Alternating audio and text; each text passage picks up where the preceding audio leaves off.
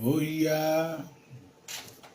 yá mi bọ̀ má fi lù pé ẹsẹ̀ ìlú jó wa lẹ́sẹ̀ rẹ̀ má fi lù pé ẹ ti bá ti rẹ́ nìkan mi.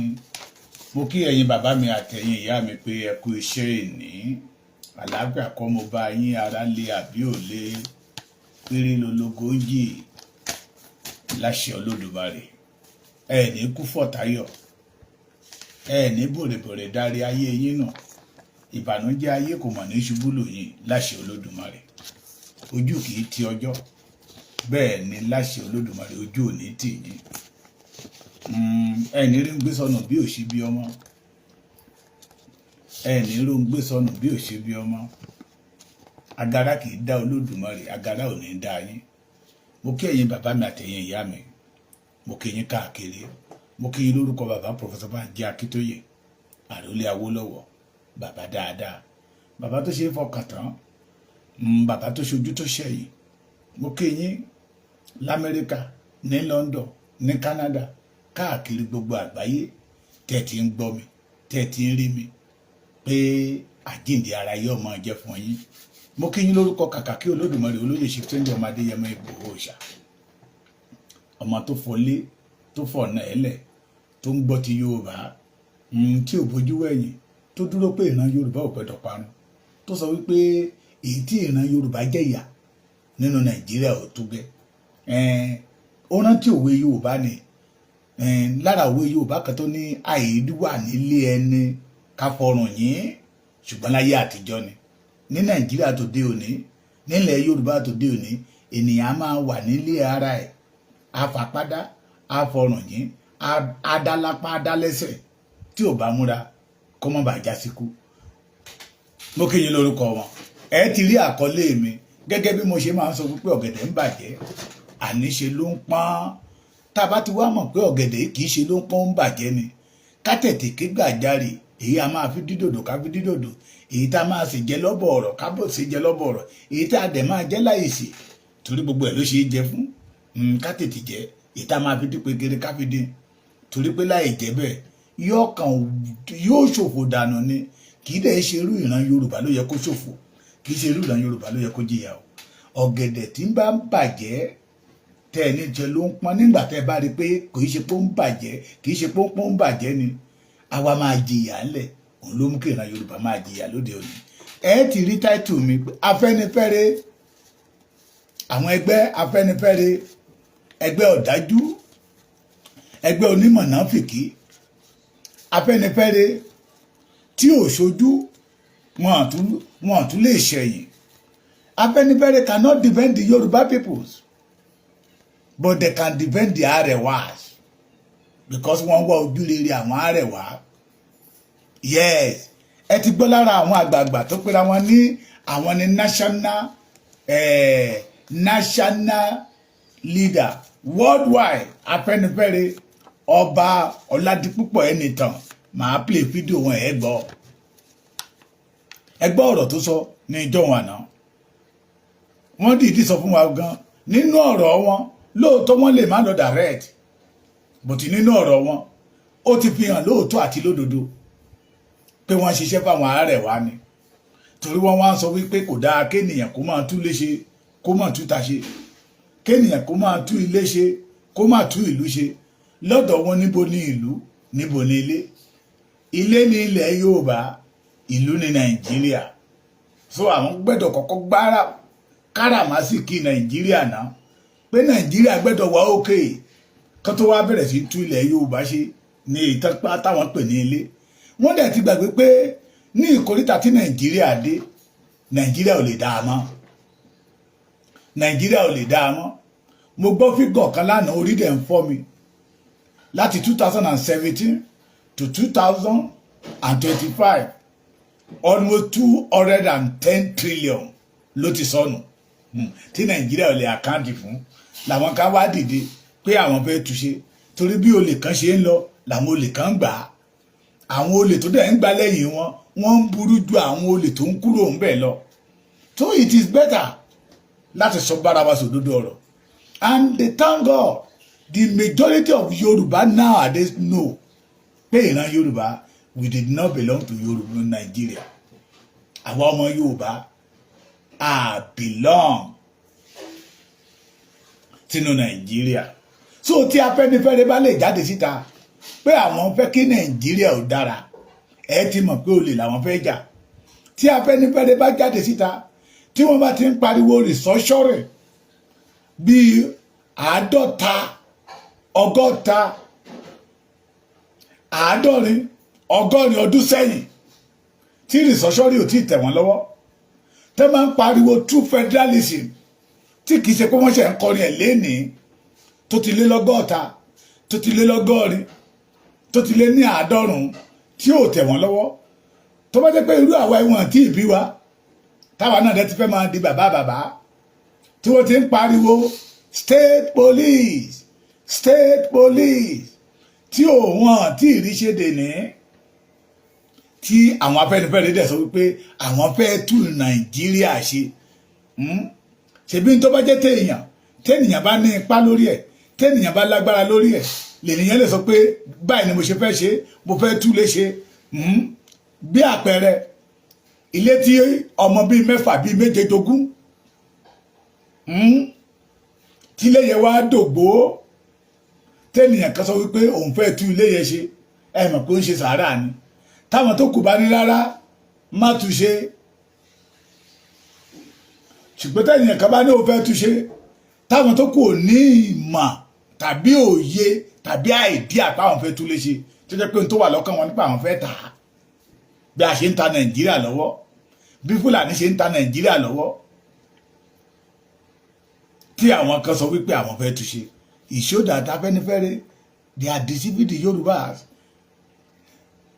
Gẹ́gẹ́ bí àwọn kan ṣe jáde bí ọba Ọládipúpọ̀ Ọláìtàn àti ìmọ̀bí tó jọba sí o, àti ìmọ̀bí tó jọba sí, bí àwọn tó máa ń gbé àkún sọ́rùn tá a gbé kó lẹ̀kẹ̀ sọ́wọ́ tá a kó lẹ̀kẹ̀ sọ́rùn tó wù wọ́n kán máa pè wọ́n lọ́ba, bí ara wọn ni bí wọ́n dẹ̀ jọba sí ìlú kan àti ìmọ̀. Táwọn jáde síta wípé àwọn tó sọ wípé wọ́n fẹ́ tú ilé ṣe tí wọn ò mọ̀ pé wọ́n fẹ́ yẹ kó tú ìlú ṣe, pé wọ́n kù díẹ̀ káàtó. Brother mi Abe, you are welcome. Abiodun Abe, you are welcome sir. Ẹjá bí wọ́n léèrè, mo ti béèrè ọ̀rọ̀ yẹn o, ṣùgbọ́n mo tún fẹ́ kẹ́yìn ọmọ Yorùbá kẹ́ bá mi bí wọ́n léèrè. Ṣé Afẹ́nifẹ́re belong to Nigeria? Ṣé a gbé Afẹ́nifẹ́re kalẹ̀ fún Nàìjíríà ni? Ṣé Afẹ́nifẹ́re ló lè tú Nàìjíríà tò? Ẹ má gbàgbé o, nígbà táwa wà ní kékeré, Yorùbá, Ìgbò, Haúsá la máa ń gbọ́, àwọn Arewa, àwọn Ìgbò àtàwọn Yorùbá.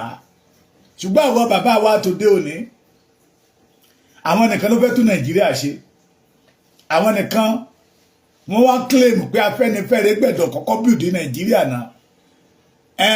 Ẹ ti mọ̀ ìwájọ wà ní jọ̀rẹ́ ọ̀rẹ́ mi jọ mí mo jọ ọ̀rẹ́ mi. Bí wọ́n ṣe ń pọ́n bàbá Ayọ̀ Adébánjọ, bàbá dáadáa, ẹ gbọ́ ṣé lóòótọ́ àti lódodo ní Ayọ̀ Adébánjọ ló ṣojú Awólọ́wọ̀ ló ṣẹ̀yìn Awólọ́wọ̀. And I want you to remember the late ọba Aláàfin Ọ̀yọ́, ọba Lámídì Aláàfin Ọ̀yọ́, ó sọ̀rọ̀ yẹ pé àwọn tí Awólọ́wọ̀ gbẹ̀yìn tó fẹ̀yìntì, àwọn tí Awólọ́wọ̀ rò pé ọmọ gidi ni wọ́n, àwọn ló da Awólọ́wọ̀. Ó dárúkọ bàbá Ayọ̀ Adébánjọ mẹ́ pé ń táyọ̀ Ayọ̀ Adébánjọ bá sọ, àwọn ló lọ ń tú síta ṣẹ́mọ̀ náà. Àwọn ọmọ Yorùbá ti túṣú tẹ́sàlẹ̀ kòkò pé bàbá Ayọ̀ Adébánjọ náà yìí ṣe Yorùbá. Èèyàn kan wá jáde lénìí, ó wá ń pọ́n àwọn tó da ọjọ́ ọ̀la Yorùbá tó ń dàárú tọ́lọ́run ò ní fún wọn ṣe. Let us be sincere to ourselves. Ṣé lóòótọ́ l'Afẹ́nifẹ́re ló wà fún ìran Yorùbá? Mo ti sọ ní ọ̀rọ̀ ti tèmi o, bí èmi ṣe rí, torí mo rìn mọ́ àwọn Afẹ́nifẹ́re àná díẹ̀, àbí kí pé àwọn Afẹ́nifẹ́re ìjẹta tí máa ní Afẹ́nifẹ́re àná, Ayọ̀ Adébánjọ was among of them. Ẹ jẹ́ kí n sọ pé àwọn Afẹ́nifẹ́re ìjẹta àtàbí ìjẹrin nígbà yí àwọn bàbá pa Abraham Adésànyà, àwọn ò fọ̀rọ̀ Yorùbá ṣeré. Mo rántí nígbà tí bàbá Abraham Adésànyà tán máa lọ sí Aso Rock nígbà tí Abdulsalam wà ń bẹ̀. Bàbá lọ in the name of the Yorùbá.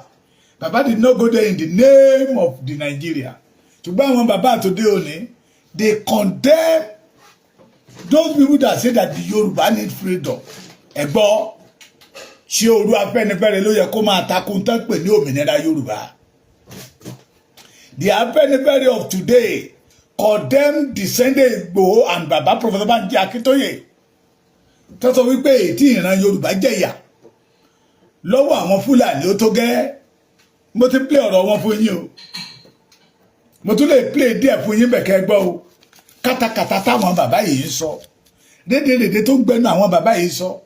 Àdéhìí Afẹ́nifẹ́re. Ṣé wọ́n fẹ́ ìran Yorùbá fẹ́re bí? Ṣé lóòótọ́ Afẹ́nifẹ́re bí ni wọ́n? Ṣé àwọn bàbá yìí ṣé ìran Yorùbá lè gbẹ́kẹ̀lé wọn? Àwọn tó pera wọn ní Afẹ́nifẹ́re lénìí. Ṣé ìran Yorùbá lè fẹ̀yìntì wọ́n? Kásùn. Ṣé àwọn bàbá tó ń pa ìran Yorùbá lóòótọ́ tó pa ìran Yorùbá lóòótọ́ tí wọn ò rí kankan sọ? Tó jẹ́ wípé bí wọ́n ṣe máa rí kéèkì Nàìjíríà táwọn náà máa belong sí àwọn tó ń jẹ ìran Yorùbá bí ẹni ìran Nàìjíríà bí ẹni jẹṣu tí ayé Yorùbá ò ní lójú làwọn ń wá kiri. I want you to listen. Ẹ gbọ́ díẹ̀ náà ọ̀rọ̀ wọn náà. Òde ìjọba òdì ìwọ̀ ìjọba àti ilé ọyọ subsidy kí ló ń yóò dé owó ọmọ ilé wọn ló lè jábọ̀ òjò. Mo ń bọ̀. Ká lè kíyèsára irú àwọn tó pera wọn ní aṣíwájú tán pera wọn ní aṣíwájú ní ilẹ̀ Yorùbá. Àdéhìí aṣíwájú Yorùbá lóòótọ́. Ẹ má bínú.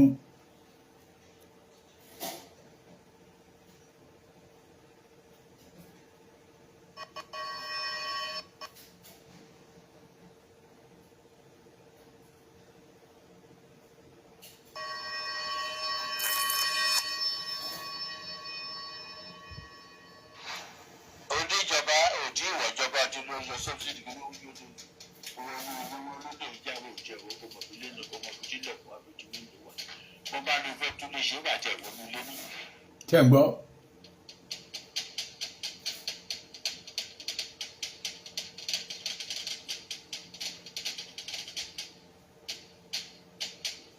Orúkọ mi ni Ọba Ọládìpọ̀ Ọláìtàn.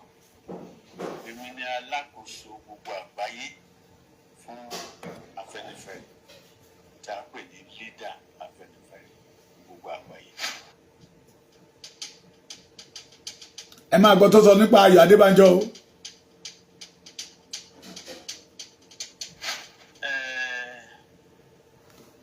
Àwa yóò sí. Kí ẹ gbọ́. Gbogbo ojú tó bá wáyé náà ló máa padà sí àjẹjọ.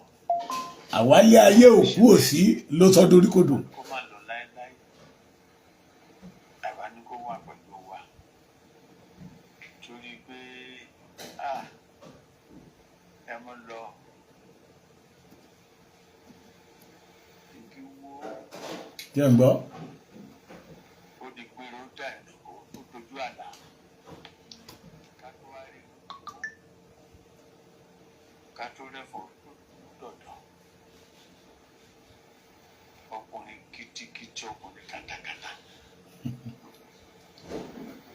À ń lé bọ̀ lára wájú. Àyàdébàjọ ló jẹ́ bẹ́ẹ̀.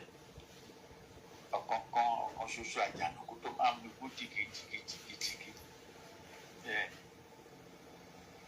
Ẹni tẹ̀ tí gbogbo dé ọ̀nà. Ẹni tí gbogbo ti dùkú tó di dùkú dé. Ara ẹ̀ ló ń dì. Bẹ́ẹ̀ni. Ó ṣe wájú ó ṣẹ̀yìn. Kí ẹ gbọ́. Àròlé Awólọ́wọ̀. Ẹ gbọ́ ṣé lóòótọ́ ni. Kí ẹ gbọ́.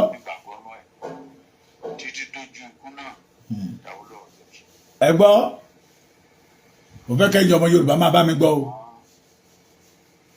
Àkàndé rí báyìí ní pé star àmọ́ iṣẹ́ tó ṣe sílẹ̀. Iṣẹ́ wo? Iṣẹ́ tó ṣe sílẹ̀.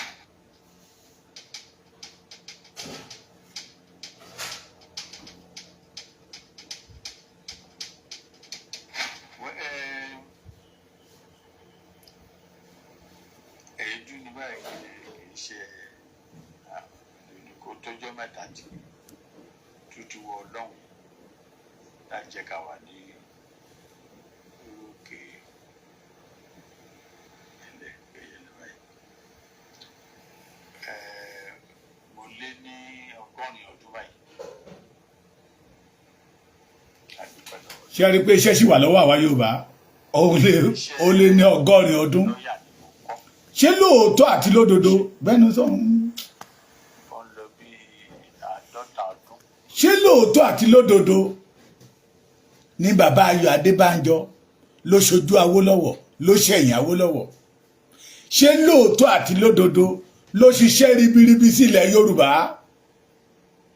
tí ọmọ Yorùbá ò lè gbàgbé? Irú iṣẹ́ wo?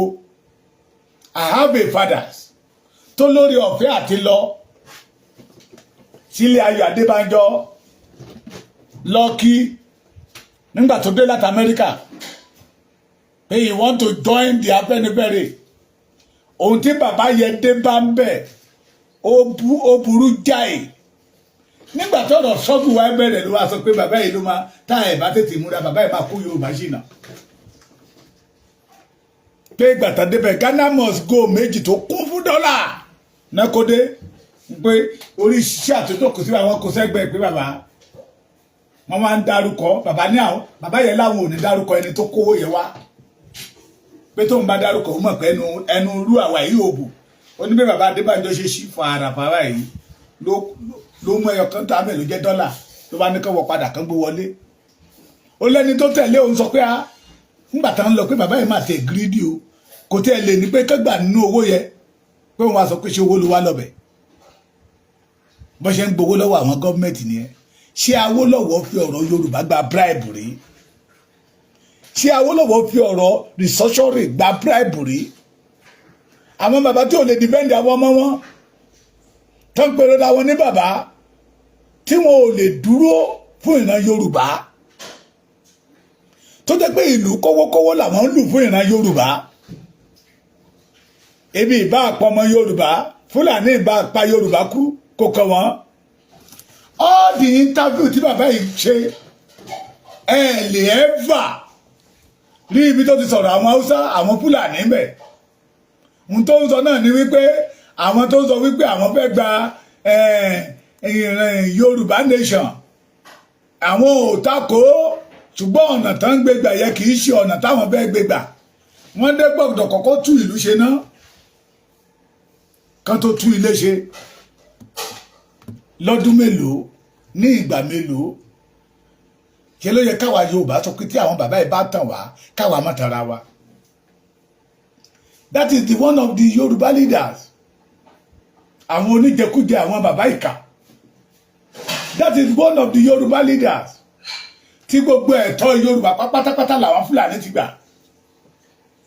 That is one of the Yoruba leaders tó ń pa lọ́tún tó ń pa lọ́sì tí wọ́n jókòó rí kẹtẹ̀ pé jókòó pé ẹ̀yin àgbààgbà Yorùbá yìí ẹjá gbàgbé ìjà lónìí ìjà lọ́la láàrin wa o. Opportunity ni ìjà yìí jẹ́ láàrin ìjà tó lọ láàrin wa fún àwọn Fúlàní náà fi gùn wá gàràgàrà. Ẹjá gbé èmi làgbà ìwọ làgbà ẹjá gbé jùlẹ̀ o ẹjá wa múra wa lẹ́yọkan o. Fúlàní máa pa ìran Yorùbá nu iye ò kàn wọ́n. Ṣèbó nana tó gbọ́ wọ́n ní Ọọ̀ni ọ̀fífẹ́ àti Aláàfin tó ń bára wọn pò ní Àbújá. Yorùbá máa ṣe nǹkan o. Yorùbá surround with bad leader, wicked leaders tí wọn ò ní ọjọ́ ọ̀la tó dára. Mo ní wọ́n lọ sọ́jà wọn ò ra nǹkan kan tó dára wálé wá fún ìran Yorùbá. Mo kí gbogbo yín ẹ káàbọ̀ bàbá mi Anthony Adédèjì. Abíọ́dún Bọ́dẹ̀dé adára fún yín bá ń kọ́lé dáadáa wọ́n ra tó dára wá fún ìran Yorùbá nígbà tá à ń ṣe bàbá káàbọ̀ táwọn máa